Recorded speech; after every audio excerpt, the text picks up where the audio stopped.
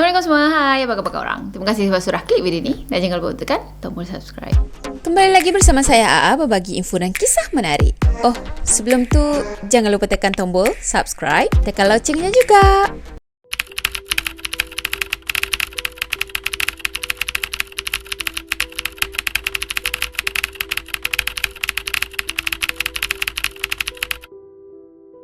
Okay, untuk video seram malam ni, saya nak kongsikan satu kisah seram yang di-sharekan ke website Fiction Shasha. Saya rasa ramai antara kita yang tahu sangat kan kalau sebut FS, Fiction Shasha, siapa je yang tak kenal kan. Dan dekat sana pun memang banyak sangat kisah-kisah seram yang memang seramnya tu tahap-tahap yang tinggi tau, level-level tinggi macam tu. Jadi kisah yang saya nak sharekan pada malam ni sebenarnya berlaku dekat Johor. Ya, dulu pernah adalah salah seorang subscriber kita ni yang request dekat saya supaya buat cerita tentang Hotel of Atlantis kan. Bagi kita yang pemburu hantu, boy pemburu hantu kau.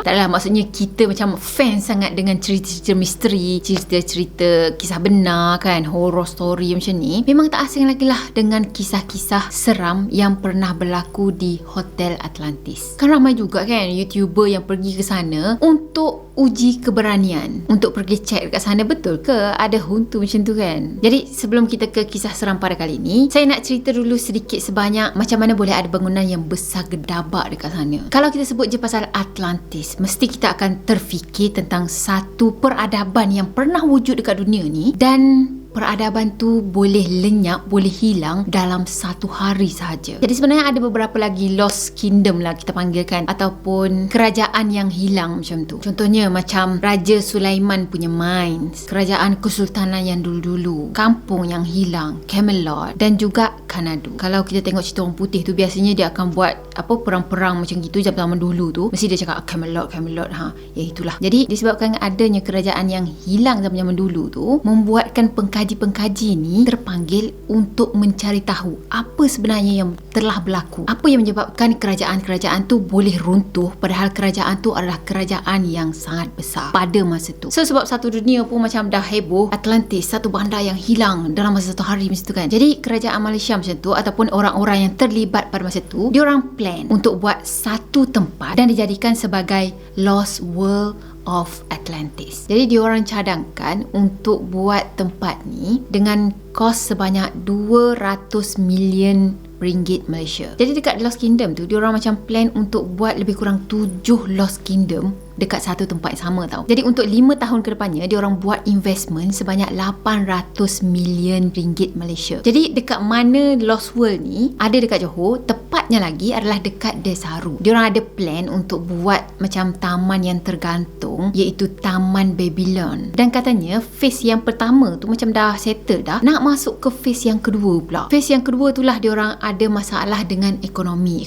slow down macam tu. So daripada situlah diorang mula mengalami masalah daripada pembinaan, masalah itu, masalah ini. Yelah, kalau duit dah tak ada, macam mana nak bina bangunan yang sebesar gedabak macam tu kan. So projek ni pun jadi terbengkalai, dan sampai sekarang ni lah bangunan tu dah jadi bangunan yang lusuh, yang dah ditinggalkan lama. Dan macam yang kita tahu, kalau bangunan tu dah lama sangat ditinggal, adalah benda-benda yang nak pergi tolong tempati tempat tu kan. Dah kosong tempat akulah macam tu kan. So kita dah habislah part pengenalan tadi, kita kena sikit-sikit je lah. Jadi untuk cerita seram kali ni, bagi saya boleh tahan seram lah, dan saya sangat-sangat percaya benda-benda macam ini boleh berlaku. So dah sedia? Jom kita mula. Nama peminat setia FS kita kali ni adalah Alin. Saya akan gunakan nama sebenar dia, dan kalaulah ada orangnya yang si pencerita ni tengok video ni, saya minta izin untuk ceritakan cerita awak dalam YouTube channel ni. Sebenarnya saya dah minta izin dengan FS sendiri, Fiction Shasha kan, dan dia cakap boleh je nak ceritakan, is okay, tapi letak link dia orang punya website lah dekat saya punya YouTube channel ni. So saya akan letakkan dekat ruang description dekat bawah. Jadi saya letak je dekat ruang description dekat bawah, so korang bolehlah pergi klik dekat sana in case kalau korang nak pergi baca banyak lagi cerita-cerita seram yang best-best dekat sana. So bolehlah pergi klik link dia. Okay, cerita kali ni cerita tentang kisah Alin. Katanya pengalaman yang berlaku pada dia ni jadi pada tahun 2015.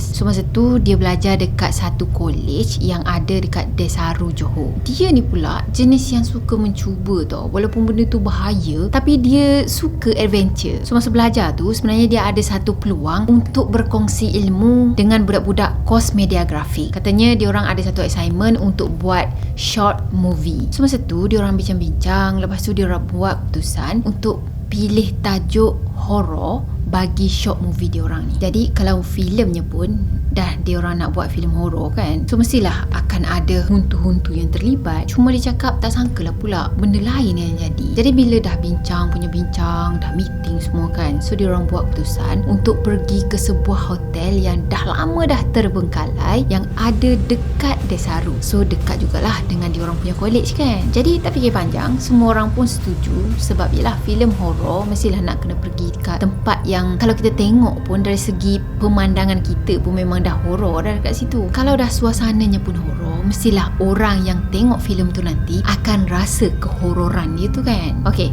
diorang semua bergerak dalam satu kumpulan yang besar sebab diorang tak nak ada sesuatu yang tak diingini berlaku. Jadi ketua grup diorang ni ataupun orang yang membimbing diorang ni namanya Ben. Jadi sehari sebelum diorang pergi ke hotel yang terbengkalai tadi, Ben tadi adalah bagi nasihat sikit, bagi tahu tentang pantang larang orang tua kalau dah pergi sana tu nak kena jaga apa macam tu kan. Tambah pula kedudukan hotel ni sebenarnya ada dekat Tanjung Balau, yang mana dekat area situ memang semuanya hutan, memang keliling tu hutan tau. So pada awal-awal meeting tu sebenarnya Ali ni dah rasa tak sedar hati dah, dan dia minta lah supaya diorang ni semua, geng-geng dia ni tukarlah tempat lokasi kan. Tak payahlah pergi buat dekat hotel terbengkalai tu yang dah memang lama orang tinggal, tak ada siapa pun nak pergi ke sana. Cuma masa tu sebab deadline untuk diorang hantar short movie tu dah terlalu dekat, so diorang pun macam terpaksa, dia sendiri pun macam terpaksa. Katanya redokan je lah. So pada hari tu sebenarnya tugas dia untuk jadi driver je, untuk hantar orang-orang ataupun ahli grup yang mana yang tak ada transport, so dialah yang bawa. Dah tu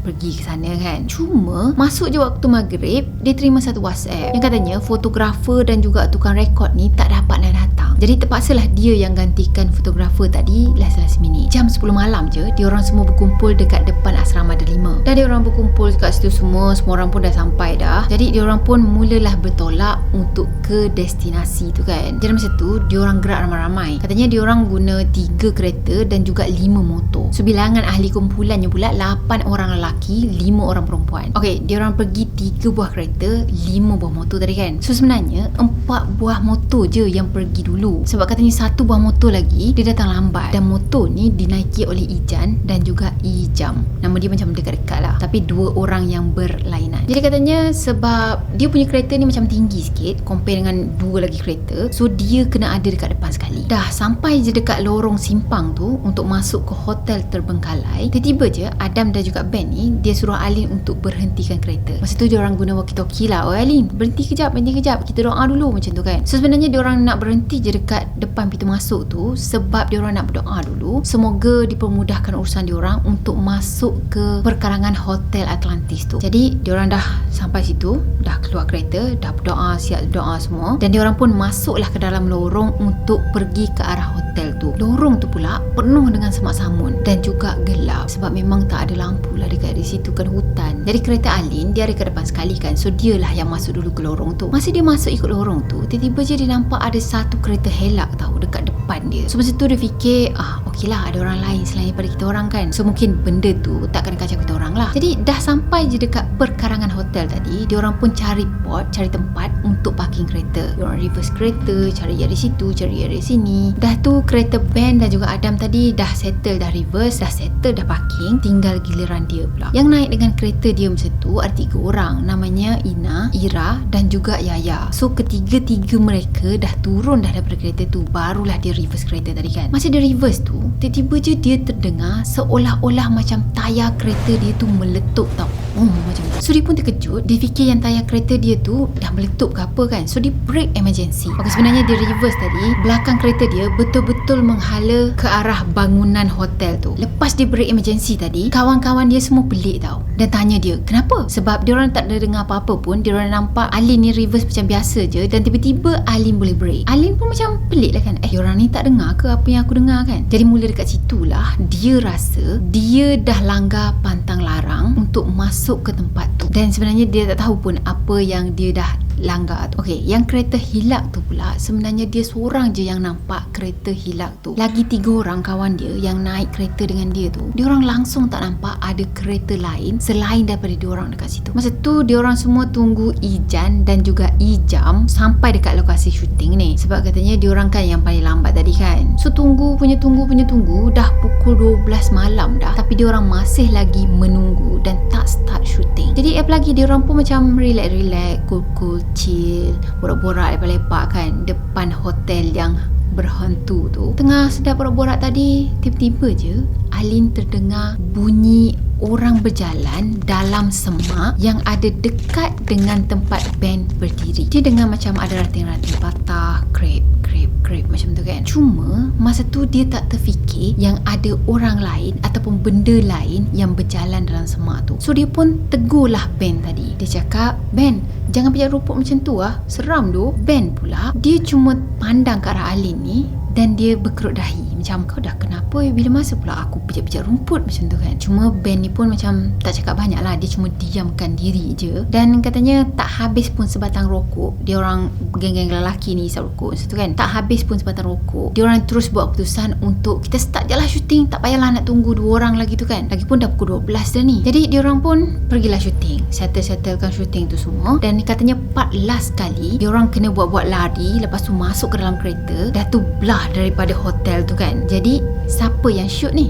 Alin lah yang shoot ni. So Alin tadi dia berdiri dekat semak samun yang si Ben tu berdiri, yang dia dengar ada orang pijak-pijak rumput tadi. Ya, dia berdiri dekat situ, dia shoot. Kawan-kawan dia semua masuk ke dalam kereta dan belah daripada tempat tu.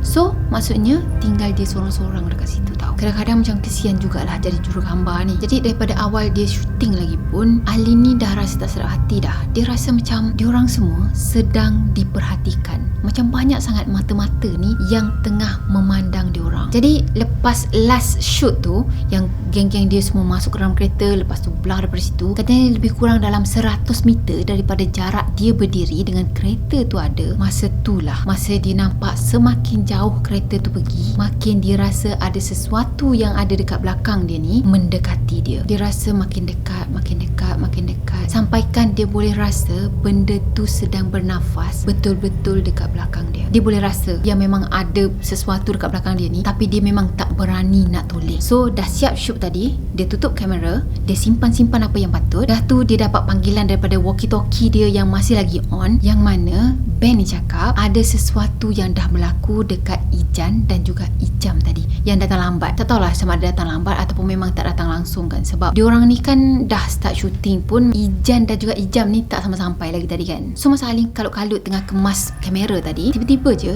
dia terdengar ada suara lelaki tua, seolah-olah lelaki tu halau dia dan menjerit dekat dia supaya keluar daripada tempat tu. Cuma lelaki tua tu bercakap dalam bahasa yang dia sendiri pun tak faham. Badan dia masa tu memang dah kaku, dah sejuk sangat dah. Dan waktu tu dia cuma perasan yang dia hampir-hampir hilang kesedaran. Cuma dia tetap kuatkan diri dia, dia tetap kuatkan semangat dia. Dia kemas cepat-cepat barang-barang tu semua dan bawa masuk ke dalam kereta, terus start engine dan belah daripada situ. Dia pecuk je kereta tadi keluar daripada lorong tu, dan masa dia nak keluar daripada area perkarangan tu semua kan, tiba-tiba je dia terasa nak tengok dekat cermin belakang, nak tengok sebenarnya apa yang ada dekat belakang tu. Dan masa ni dia nampak ada satu sosok tubuh macam orang tua, matanya bersinar merah, dan orang tua ni tengah kejar kereta dia. Dah tengok sesuatu yang tengah kejar kereta dia tadi, dia pun terus mecut laju keluar daripada lorong tu. Sebelum tu diorang dah plan dah, diorang akan berjumpa dekat luar Muzium Nelayan Tanjung Balau. So orang yang last kali sampai dekat sana, dia lah, sebab dia kan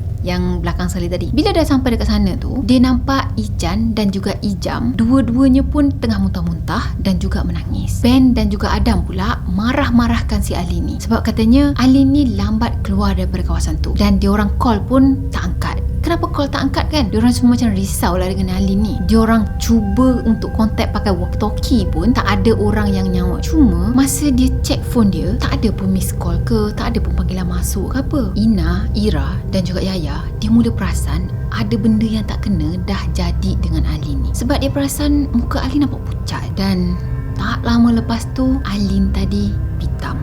Dia pengsan. Masa dia pitam tu sebenarnya dia macam sedar tak sedar macam tu. Dia perasan yang dia tengah baring dekat atas tar tau. Dan dia perasan ada Ben dan juga Adam ni yang ada dekat sebelah dia tengah bacakan surah-surah Al-Quran pada dia. Setulah dia mula menangis, dia mula meracau-racau. Dan tak lama lepas tu dia diam. Masa ni lah dia tunjuk je ke arah kereta dia tu, dan dia cakap dekat dalam kereta tu ada orang tua yang tengah marah. Mukanya bengis, menakutkan, dan bila dua orang tadi, Ben dan juga Adam ni, palingkan muka dia orang pandang ke arah kereta tu, tiba-tiba je orang tua yang ada dekat dalam kereta hilang. Dan masa tu jugalah Alin tadi sedikit demi sedikit dia kembali sedar. Dan lepas tu Ben dan juga Adam tadi terus pergi ke arah keretanya Alin ni, dan dia orang azan dekat sana secara serentak tau. Dalam masa yang sama sebenarnya si Alin ni sekali lagi meracau-racau. Dia marah, dia menjerit-jerit dengan suara yang garau, dan juga marah dekat dia orang berdua ni dalam bahasa Cina Kantonis katanya. Sebenarnya masa tu dia orang tak tahu pun yang Alin ni marah kat dia orang tu dalam bahasa apa kan, sebab dengarnya tu bagi pendengaran dia orang rasa macam pelik. Tapi bila dia orang dah tengok balik rakaman yang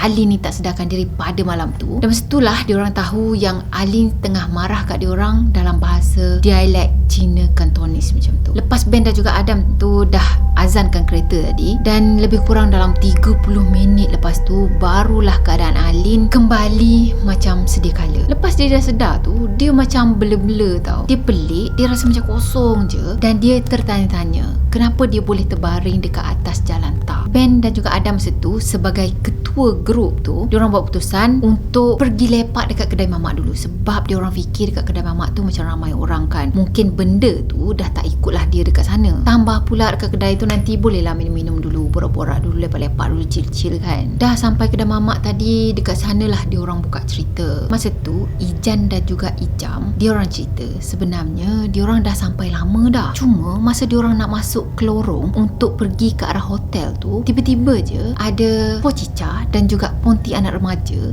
yang halang diorang untuk masuk ke tempat tu. Jadi sebab Ijan dan juga Ijam ni, dia macam risaukan keadaan kawan-kawan diorang yang dah masuk dah ke dalam hotel tu, so diorang pun kontak lah diorang ni semua supaya cepat-cepat keluar daripada kawasan tu. Tapi sebenarnya dah terlambat sebab Alin dah pun kena kacau dengan penampakan orang tua tadi. Katanya lepas kejadian tu 2 hari Alin ni kena demam panas, dan salah seorang kawan dia orang namanya Ira, dia sempat merakam masa Alin kena rasuk ataupun masa Alin tu macam meracau-racau kan. Jadi bila dah sampai dekat college dia orang tu, dia orang tengoklah balik rakaman tadi kan. Bila tengok baik-baik rakaman ni, dia orang perasan yang ada sosok orang tua yang sama Alin ni nampak sedang memerhatikan mereka semasa Alin ni kena rasuk. So masa Alin tadi kena rasuk, masa dia orang semua tengah huru-hara nak handle si Alin ni, masa itulah sosok tadi macam perhatikan gelagat kawan-kawannya ni, bantu si Alin untuk sedar balik. Jadi tak lama lepas tu diorang pergi tanyakan orang yang berbangsa Cina apa yang orang tua tu marahkan diorang, apa yang dia cakapkan kan, sebab diorang kan tak faham. So orang yang faham bahasa Cina Kantonis tadi, dia bagi tahu yang orang tua ni sebenarnya marah dengan mereka semua sebab ada antara diorang yang dah pergi dah pada petang tu dan diorang bermulut celupar. Rupa-rupanya pada petang tu dah ada dah 5 orang daripada diorang pergi ke hotel tu untuk cek-cek kawasan dulu lah kan. Tapi sebenarnya dalam masa yang sama, diorang boleh pergi cabar makhluk-makhluk yang ada dekat hotel ni untuk munculkan diri. Masa tu diorang tak fikir banyak kot. Diorang tak fikir yang apa yang diorang cakapkan tu, apa yang diorang cabar makhluk-makhluk ni buat, takkan ada kesan yang negatif lah yang berlaku lepas ni. So mungkin diorang tak fikir banyak tentang hal tu, ataupun mungkin diorang memang sengaja sebab diorang nak video diorang nanti ni macam nampak lagi real macam tu kan. Mungkin boleh nampak penampakan apa-apa lepas ni. Jadi diorang pergi cabar makhluk-makhluk yang tinggal dekat hotel tu supaya munculkan diri. Jadi lepas diorang dah tahu dah rupa-rupanya ada orang yang mencabar makhluk-makhluk ni, so Alin tadi minta semua yang terlibat pergi ke hotel tu pada siang hari untuk minta maaf dengan orang tua tadi. Sebab diorang tak nak lepas ni ada lagi gangguan-gangguan yang seterusnya yang diorang akan terima. Tambah-tambah lagi Alin. Dan sebenarnya Alin ni macam pelik lah. Kenapa dia yang terima akibat? Kenapa dia yang diusik jadi mangsa? Padahal bukan dia pun yang mulut celupanya tu. So katanya selepas video ni tersebar dekat seluruh college diorang, budak-budak college diorang memang dah tak berani langsung dah nak pergi ke hotel tu. Even nak pergi dekat ataupun nak masuk ke kawasan situ, memang diorang dah tak berani. Dan yang paling peliknya, 2-3 bulan lepas kejadian ni, lorong yang diorang masuk ke kawasan hotel tu dah hilang, completely hilang tau. Dah tu adalah khabar angin juga yang mengatakan tempat tu sebenarnya jadi tempat orang-orang buang saka. Dan juga ada juga khabar angin yang mengatakan tempat tu pernah berlaku kejadian menghabiskan nyawanya sendiri. Cuma betul ataupun tak, sahih ataupun tak berita tu, wallahualam. The end. Okey, saya rasa kisah kali ni boleh tahan lah kan, seramnya kan. Yelah, mana taknya kalau kita nampak sosok seorang lelaki tua yang matanya merah dan marah-marah ke arah kita, padahal kita tak ada buat salah apa-apa pun. Cuma yelah, masa tu mungkin dia terfikir yang dia reverse kereta tu, yang dia bunyi pump tu, mungkin itulah puncanya, mungkin itulah penyebabnya dia diganggu. Tapi saya rasa sebenarnya macam mana makhluk ni pilih, dalam kumpulan dia tu kan ramai, macam mana dia boleh terpilih kan? Sebenarnya tergantung kepada siapa yang paling lemah, yang itulah yang dia akan aim. Sebab ingat lagi tak yang kita belajar energy level, tiba-tiba nak masuk kelas tak payah masuk kelas. Okeylah, saya rasa sampai di sini dulu untuk video kali ni. Saya harap korang sukakan video ni, dan ya, macam biasa, kalau korang sukakan video ni, jangan lupa tekan tombol like, comment, share dan juga subscribe. Jumpa lagi next video. Bye bye. Assalamualaikum warahmatullahi wabarakatuh. Bye bye.